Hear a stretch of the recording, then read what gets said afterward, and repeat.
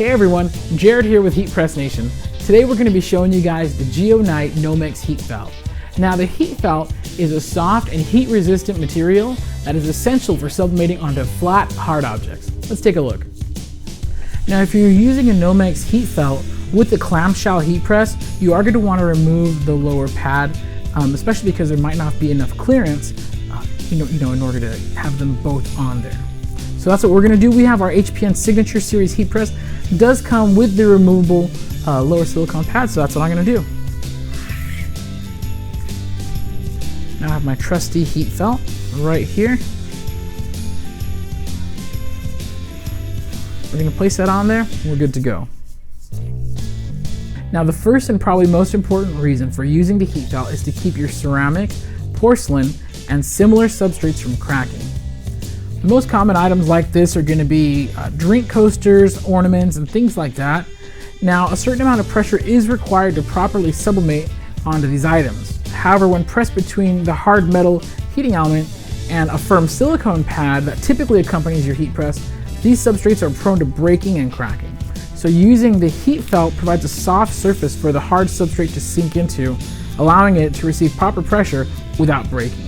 You'll notice here we did put down a pro-grade piece of parchment paper, and this is going to be to protect you from staining. It's going to protect the heat felt from getting stained with any bleed out, sublimation gases that might escape. You just want to keep it protected. And so now, of course, we wanted to sublimate onto this ornament. Again, we're going to go ahead and cover it with another piece, pro-grade parchment paper. Now this is going to protect our upper platen from getting any of these inks on it. Notice we do have an extra bleed area of ink around our sublimation, around our substrate. I should say this is totally normal and encouraged. It allows you to take advantage of the second reason why we like to use the heat felt. And this is going to be for tile printing and radius wrapping. So for example, this ornament has rounded edges. So by placing it face down against the transfer, we can get the transfer to wrap slightly around the edges when pressed down. So we're going to press down on it right here. You can see how the paper kind of comes up a little bit. Well, when the heat press comes down and presses it in there, that's going to allow us to get a little bit of a wrap on the rounded edges for a great rounded effect.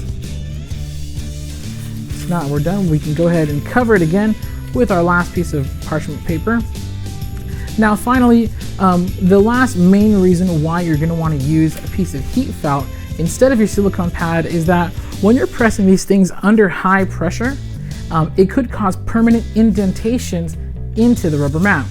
Now this heat felt, after we pull this out, there might be a little indentation that you'll see in there, but it eventually will regain its shape. Now this is not always the case with silicone pads, or even if you're using like pressing pads or pressing pillows.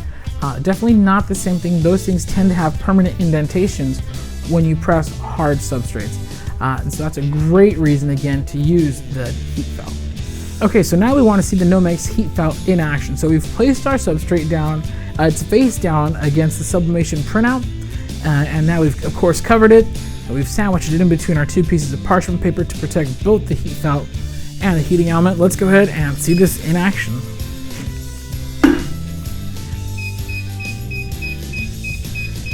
Okay, so it looks like our transfer is done. We're gonna go ahead and take off this top cover here. And now I'm gonna bring this over here. Be careful, now the paper might not be that hot, but the transfer is gonna be very, very hot.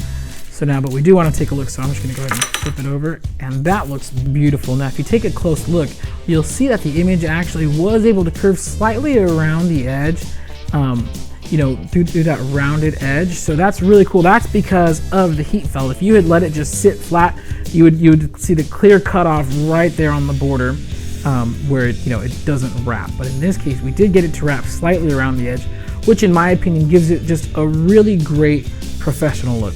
So I'm a big fan of this. We have Bailey here, resident cute dog that we've been using for some of our videos here. Cutest dog ever. Bailey's first Christmas, and of course you could put whatever you want on these ornaments. They're really great gifts, really great for the holidays.